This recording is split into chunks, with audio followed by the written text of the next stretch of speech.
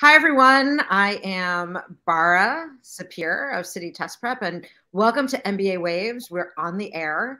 MBA Waves is your weekly vidcast discussing all things streaming live on Facebook, LinkedIn, and YouTube.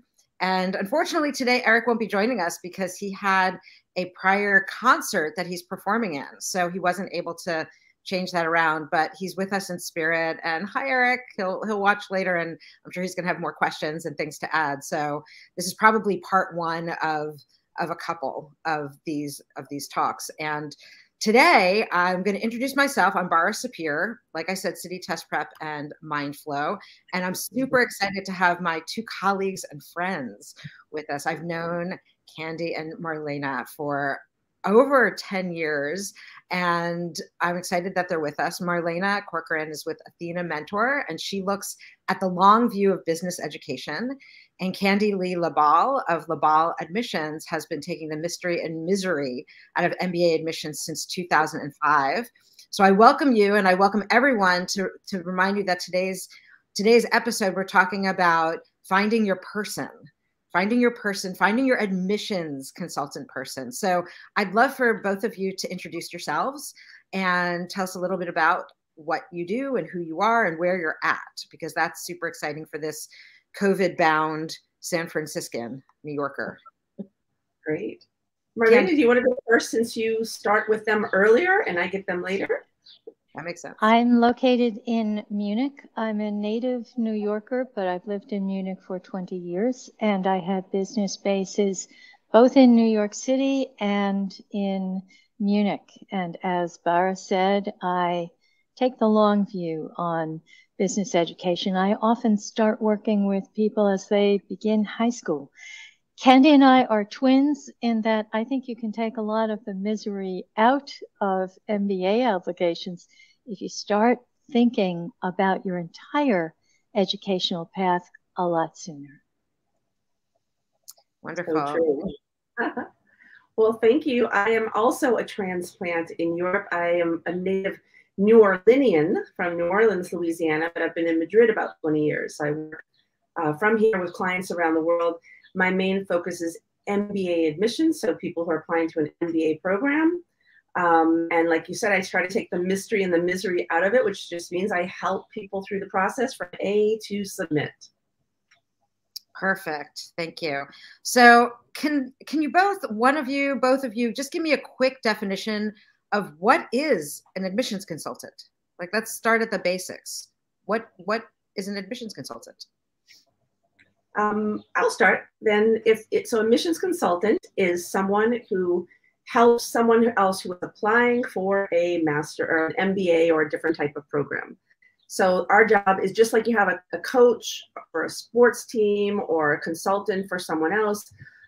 We help you through the process. So on the side of MBA admissions, which is where I do it, I might help them figure out which school to choose, how to present themselves to the school, how to update their resume, how to write their essays, how to find the right fit, how to do their interviews. So anything involved with applying, I would help them through the process. And also, I say take the misery out because there's a point where it is miserable. It's not always fun and it can be quite stressful. So I'm there to kind of help you deal with that as well. Marlena, would you agree? I would certainly agree. It gets horrible. And if you're working with an admissions consultant, you know that it's not her first rodeo. So a lot of the things that cause often unnecessary stress are there questions to which we really do know the answers because we've been there before. So in that sense, an admissions consultant is what we call in German, someone who walks beside you through the whole process. And I start much younger with people who generally know that they would like a career in business, but they often have stereotypical ideas about what they should do in order to get where they want to go. Interesting. What are some of those? What are some of those stereotypical ideas? Yes. Let's start with an easy one. High school students often think that what counts most in college admissions is really glamorous sounding internships.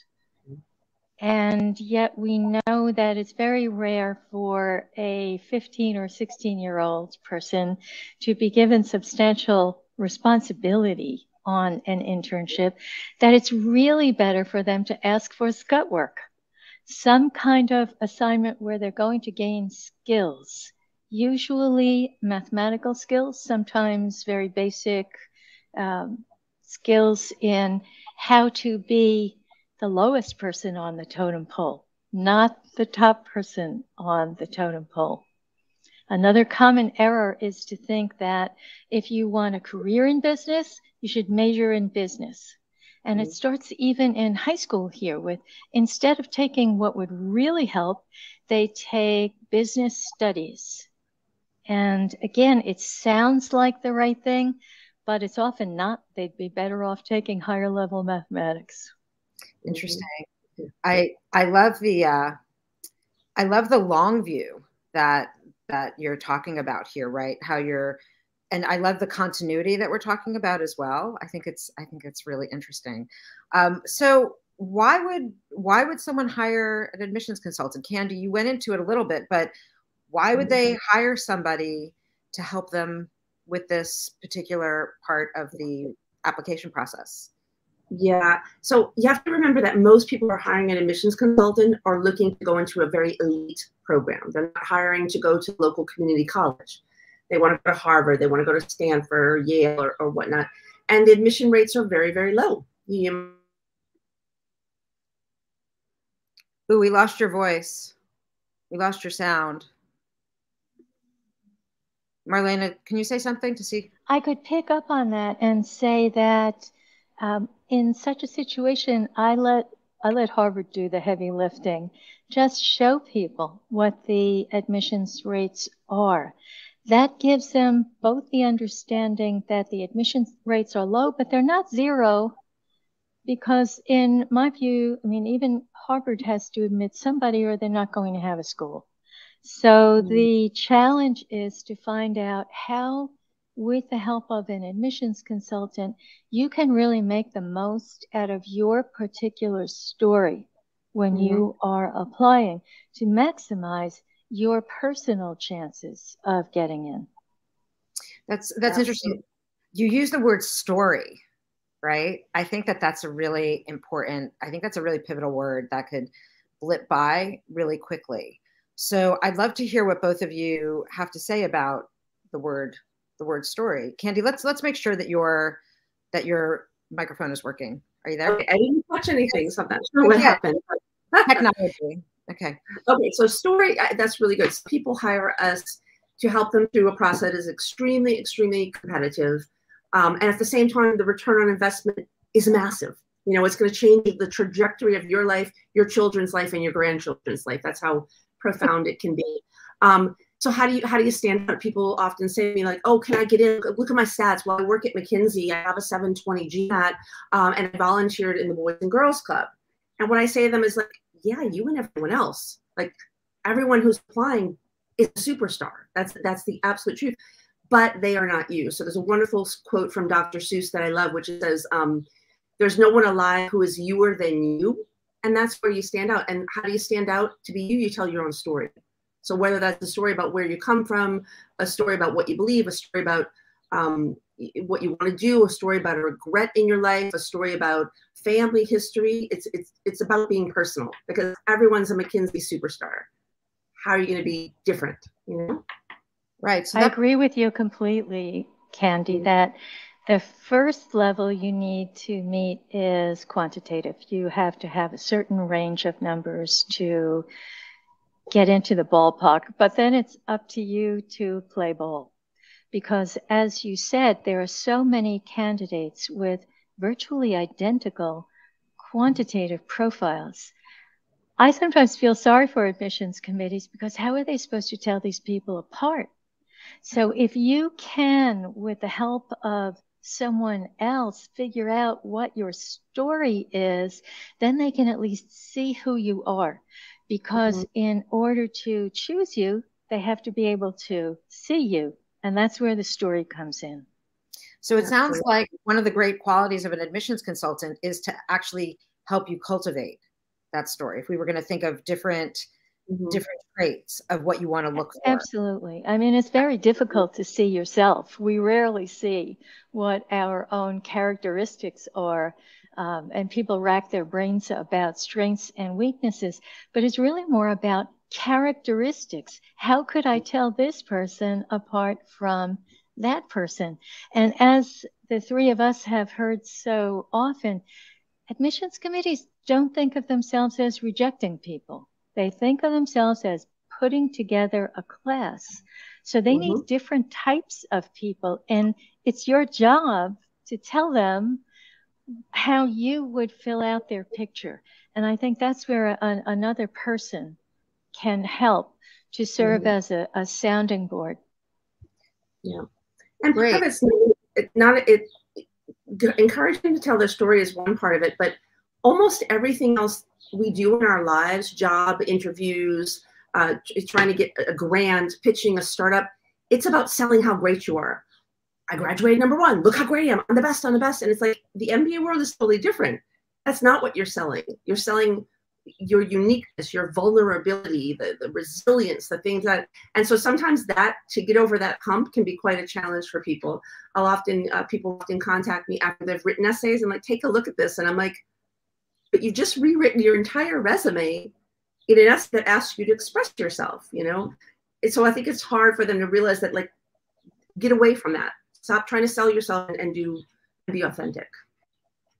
So that brings an interesting foil, right? Because when you hire an admissions consultant, you don't want the admissions consultant, that you want them to be a leader, right? And in some ways they need to model what's unique about them or what they're going to offer the student. So what are the kinds of questions that a potential MBA applicant, potential client would ask to find out who would be a great admissions consultant for them?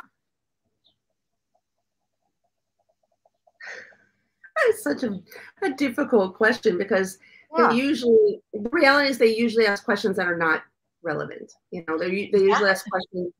I get calls all the time for people who want to know, well, what was your success rate last year?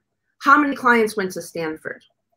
And it's like, that's irrelevant. That's not you. And this year is not last year. And that doesn't matter. So I think it's more about just finding the questions about what appeals to you as a person. It's like hiring a coach or a therapist. You have to have a feeling with them. So do you need someone who's more hands-on? Do you need someone who's more personal? What do you need? I don't know. What is the question? Marlena, any idea? Some of my strongest qualifications, if I dare say so, for helping someone else figure out their story, it's a question no one would ever think of asking me as an admissions consultant. But fun fact here, I have published 3 plays. And in order to write a play, you have to construct a different voice for every character. They can't all sound like the same person. That's not a play.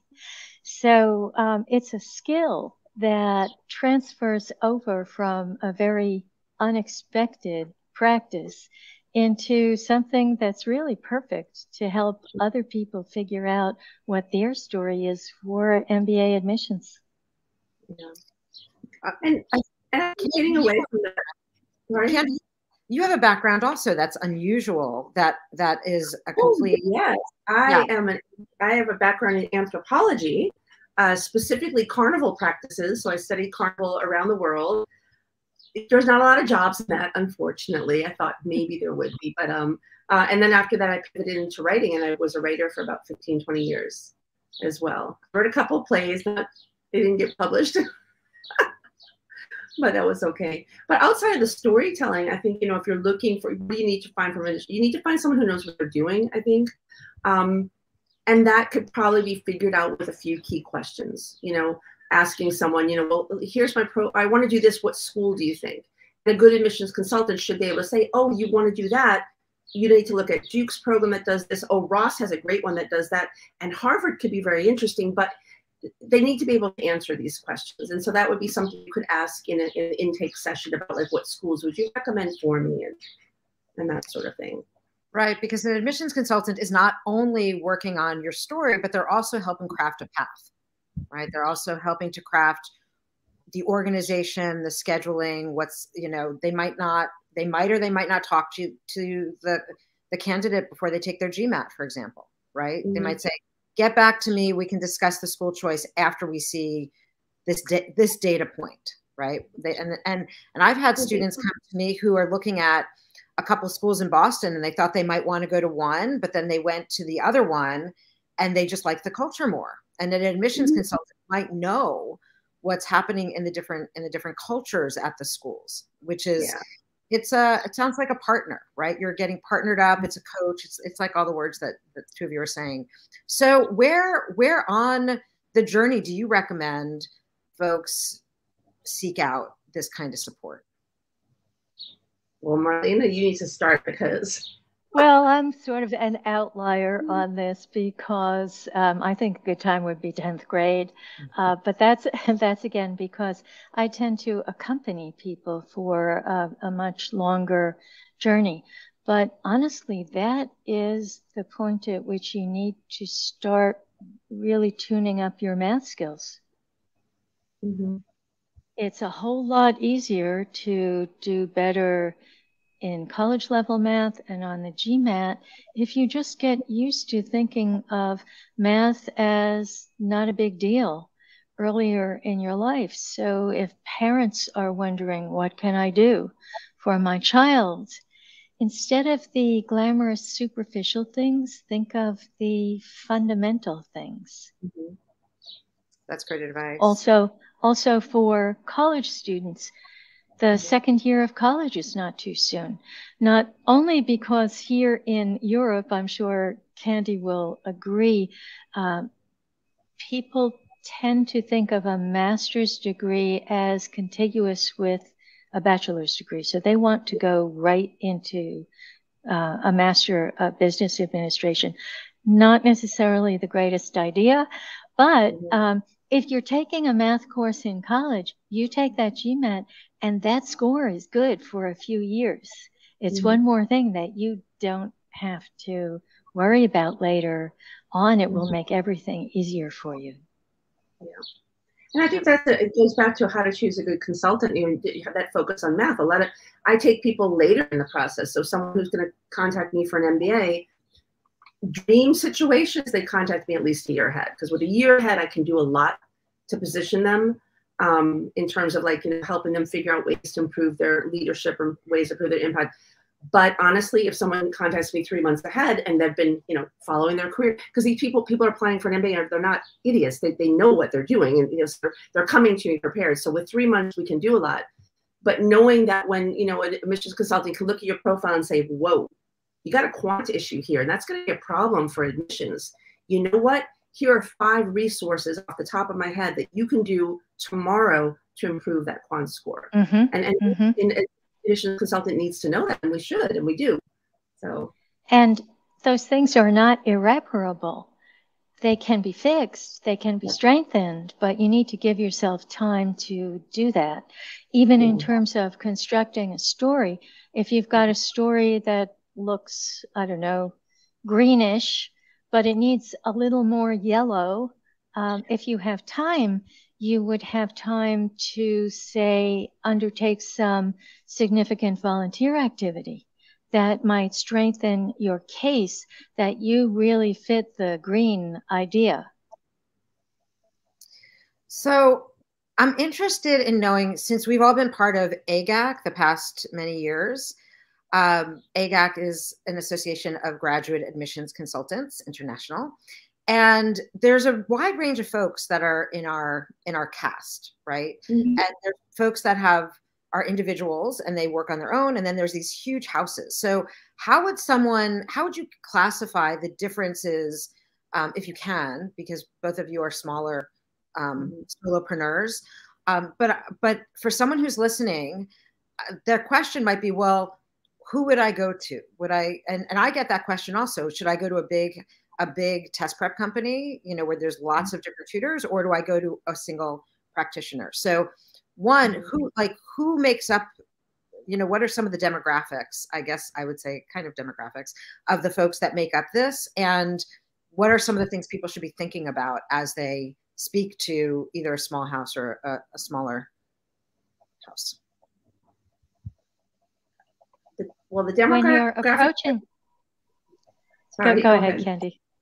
I was going to say, I didn't quite get your demographic reference, but I don't, you know, again, it comes down to, you know, you're hiring someone to help you through a process. You need to know what you need, what works best for you.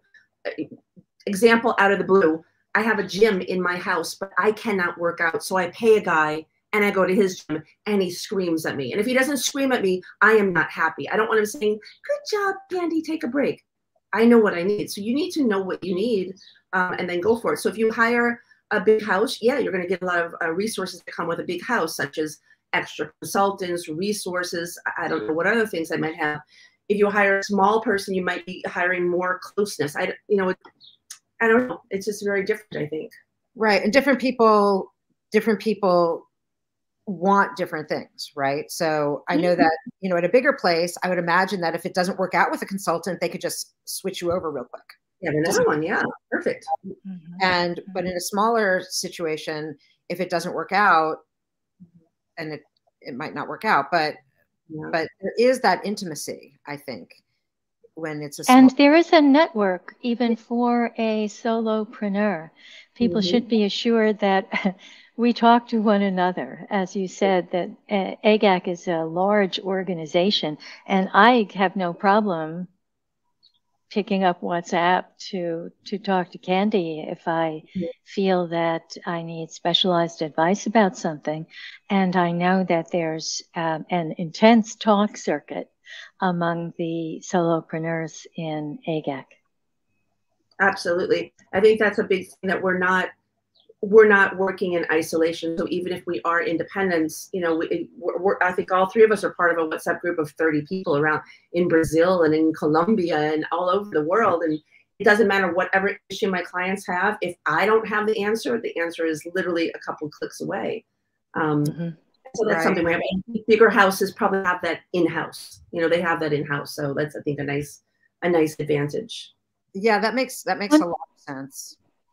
One thing that's relatively easy in approaching an individual consultant like Candy or myself is you can research that person on the internet, and you know that that's the person who is going to be working with you. I encourage people to read whatever the person publishes. Candy, how often do you publish on LinkedIn? Well, for 2 years, I published every single day. And now I probably publish like twice a month. So I kind of got slower. And it's not just motivational quotes, people. It is I mean, it could be a section of a chapter on an MBA admissions tome. And it's what you need to know at that moment in a cycle. So you can read the person's information. Do they sound like they know what they're talking about? Ms. Candy, it's definitely yes. And you can judge the tone of the person's correspondence or writing. It's not only what they say, but how they say it. What kind of perspective does the person have? Where are they coming from culturally? Do you feel this is a person who understands you? I mean, Germany is a very specific culture. It borders on France. They might as well be on the moon from one another. So you can tell from a person's writing what the tone of your relationship might well be. That's why I publish 2 newsletters, and I would be very happy if people would subscribe to my LinkedIn newsletter. It is, in fact, subtitled "Playing the Long Game." We're taking the long view on business education, and that way you get to know what I think about what's going on in business education, and especially the MBA space these days. You know, two things. One, Marlena, please put your information about the LinkedIn newsletter in the comments. And I also want to just show this comment that just showed up. We've got a couple comments from some LinkedIn users. I don't have a name, just a LinkedIn user. It's very anonymous, but you know, someone who's agreeing about vetting the specific consultant at a large firm and not just rely on the brand. But you know, brands do say something, but it is important to vet. And also, this came in earlier. It's also might be the same LinkedIn user, but that one of the biggest parts of this person's job is talking to people. I think it's an admissions consultant, that into being more vulnerable and authentic. Oh, it's Farrell. Hi, Farrell. And who is it? It's Farrell. She's Farrell. Yay! I love Farrell. This is exactly what I agreed. This is what we were talking about earlier. It's not enough to sit there and write an essay about how freaking fantastic you are, because all applicants are fantastic. So that's really true. But what is this about vetting people? That's also a little difficult because you can refer to rankings. You know, there's rankings in Poets and Quants and in GMAT Club and different places. I think really a good thing, and I like when applicants do this to me, is they ask to speak to an old client. And honestly, about 70% of my clients are referrals. They're coming from other people who already know me. But that's a really good way, you know, ask to speak to someone who worked with that person before, you know? Yeah. And if you're worried that they're going to give you like a staged one, go to LinkedIn, because now it's very common that a client who's admitted is linking into the admissions consultant. So go to LinkedIn and say, hey, did you work with Bob? Can I ask you? I think that's a wonderful way to do it. I vet everybody. I vet my handymen and my handy women. I think it's really important to get a sense of who people are when they're not expecting to be vetted. And so you can really get a good read on who you're going to be working with. I think it's super important. But I started saying before, what's the cost to even the range? Like, what does something like hiring someone to help you along with this, what are the fees that are typically can be expected? Yeah. Well, they can find those by going to Poets and Quants and going directly to Poets and Quants has an admissions consultant section where they list everyone's prices. And on average, $250 an hour to $600 an hour is something like that. I know there's some consultants that charge more than that. There's consultants that charge less. And then there's application packages can anywhere from $3,000 up to $10,000. It's an investment, but as a good friend of mine named Marlena once told me, it's an investment that's worth it, because pay that investment, get into Wharton. And again, you know, the return on investment, not only are you walking away with a 6-figure salary post-graduation, but you've changed the trajectory of your family. Everything going forward is like coming from the sense of this higher education, this better financial status. It's worth the investment. Yeah, that is taking the long view on the investment. You may have come across the same issue that I do in Europe, Candy. People really don't understand the difference, both in terms of salary and in terms of life, that attending a really top business school can make for you. Germans are really excellent at counting the investment and not the return. So make sure that you look at something neutral like Forbes. How long does it take to not only pay back the investment in the tuition that you'll pay, but also the opportunity cost that you're not working for 2 years? And how soon after that will you start realizing sheer financial profit for the rest of your life? And it's sooner than you think at the top schools, really sooner than you think. So I encourage people to do that research. What is it going to mean to them if they get in? And also then, go ahead. I was going to say that's another reason you would choose an admissions consultant, because, you know, there's a lot of misunderstanding. I mean, I know in your world they're going for the Ivies. In my world, it's Harvard, Stanford, Wharton, Harvard, Stanford, Wharton. And they don't realize that, you know what? You can go to Tuck and get just as great of a return on investment, or Ross or Georgetown. It really depends on what it is that you need and what you want to do. And it's important, I think, as a admissions consultant, that we know that. We're able to say, you know, wait a minute. Yeah, I also tell students when we talk about preparing for tests that it's not just getting the score to get in, but if they get a good enough score, they might get funding, right? And so that even though they're front loading the cost of getting that better score, and they're bringing that at the beginning of their process, that if they wind up having a great scholarship, like all of a sudden it's like you hit the lotto, right? It makes a big difference. I also talk about with GMAT and students taking the GMAT that it's like a dance, and that the way that you approach each question is, this is your dance partner, and you want to focus on your dance partner at that time. And I think working with a consultant is the same way, but you get to choose who you dance with, right? And the client is choosing you, but likewise, you're also choosing them. So how does a consultant actually determine if they want to take on a client? I have one more thing to say about your question about fees, Bara, which is folded into the entire cost of the MBA, and then suddenly it assumes its rightful place in the big picture, or as I always say, in the long view. That makes a lot of sense. That makes a lot of sense.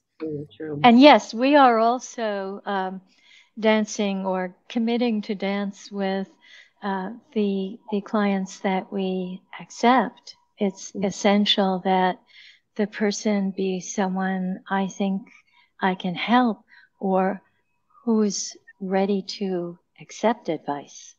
So that works both ways. Make sure if you're the prospective client, make sure that the consultant is someone from whom you feel you could accept advice. And my question to myself is always, is this a person who could take advice? That's certainly important. I would imagine you'd want someone who is respectful of your time too, right? Like if you had someone who was reaching out to you and not being respectful before they've even hired you, you might have pause whether they'd be a good fit. I mean, if it's if it's someone reaching out and they're being, you know, they're sending out a 500-word email, you know, and they send the same exact email to 15 of us, and you know, we do talk to each other, so we know this happens.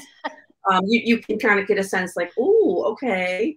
Or they make appointments that they don't show up to or whatever. But I think once the connection's made, at least for me, the time is irrelevant. I'm going to be there for them. But who would I reject as a client? Someone who's got completely irrational ideas that literally want something that's never going to happen, and they're just adamant about it. I had an intake call the other day with a guy who told me, I told him something about a certain business school, Columbia, and he's like, well, how do you know that? Like, I don't know, 17 years of trucking along, kind of picked it up. So that makes me think like, maybe we're not the best fit. Or, you know, also I won't take on clients to schools where I don't need my help.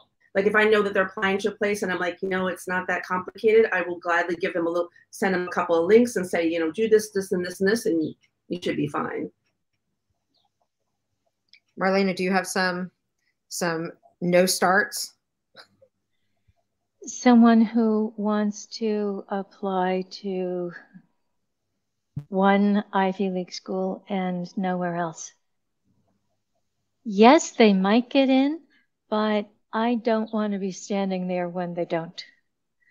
So I want someone to be open to growing through the process so that they come to see that their world could be much larger and that they could be happy and productive at a number of places because they are the person they are and they have the preparation that they have, and not that they are only interested in the external validation of the name of the school.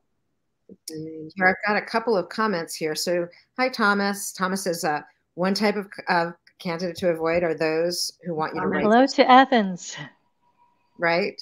So obviously, if someone's asking you to do something unethical, that's someone that you might not want to bring on at all. And that's true, but I would say I think in 16 years and I don't know, 700, 800 admits, this has happened to me like once or twice. Like really, I think I think the type of people that are already self-selecting for these programs, they get it, you know. But yeah, he's absolutely right. Like, why would you, you know, hire an editor, a ghostwriter? You don't need us. And then we have, I bet this is Farrell again, that to pick someone that you've got good chemistry with, easy communication, and what you were both talking about, coachability, right? Someone who's gonna, which I would imagine that the schools also think about, right? The schools are also thinking about whoever they bring in. So does everybody need a consultant? And are there things people can do on their own with little scaffolding, or, you know, even just bringing someone on hourly? Like you were mentioning, there's hourly rates, but there's probably package deals also. But what does everyone need a consultant?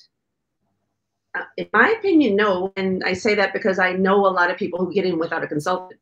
There's so many times I have a couple and I work with one half of the couple, but the other one just does it on their own. Or I meet someone who like, oh, my best friend got in on his own, but you know, I feel like I need more help. So I know you don't. It's not rocket science. There is material out there. If you work in a company where the MBA culture is embraced and supported, you have support. There's so many schools. Stanford right now has this wonderful program called My Stanford MBA, where they're coaching you through how to apply. Berkeley has a similar program. Ross, the wonderful outgoing dean of admissions, she was just she had the best advice. So it's out there. You can do it on your own. You don't need a coach. What a coach is going to do is going to save you time for sure, help you be more, you know, laser focused. We're definitely going to help improve your odds because you're not going to make silly mistakes with us on the watch. But yeah, you don't need us. Nobody really needs it, I don't think. So I think there's excellent general information about how to put together an application. But there will always be that moment when someone asks, but what does that mean for me? And I think that's the moment that you realize you need someone to interpret that for you. Yes, I would agree that a person who very determinedly attends the webinars that are offered by the admissions committee, for example, reads the instructions on the website. I mean, there's an enormous amount of material out there. But at the end of the day, I think almost everyone who is, as Candy said earlier, aiming for one of the top schools, those people, I think there's everything to be said for hiring a consultant. I often tell people that this is a business decision and indicates their business acuity as well. If they feel like they need someone to help them along because it does the laser focus or streamlines their efforts and organizes, and it's a great business decision. And if you see it as a great business decision, it's modeling the path for yourself that you've made that wise choice, I think. Candy, in the beginning of our talk, you were talking about some myths about admissions consultants. And so I'm curious if either of you have more myths about admissions consultants that you can share with our listeners or watchers about, you know, expertise or how many clients they get in or things like that, you know, buyer beware. I know one of the questions I get, you know, I get a lot of random emails, they come in with just questions. Here's my profile, what's some questions. And then one of the things they'll often say is, what's your success rate? And I don't even know how to answer that because that's going to depend round to round, year to year. And, you know, what is my success? I don't know how to answer that question. So I don't really know what that means when people ask that, or when you see someone, you know, firms are like, we have a 99.9% success rate. Yeah, 99% of my clients get into a school that they are happy with and they're thrilled with. But I always feel like that's a weird question. Like, I don't know how to answer that. I guess it's like going to a therapist and like, you know, how many of your clients, you know, are now living a fulfilling life above their emotional drama. I think that's a great point. You know, like for me, I tell students, well, I can guarantee that we teach you everything you need for the test, but you're taking the test. Like you're the person who's showing up for it. Marlena, do you have any Mythbusters? Mm-hmm.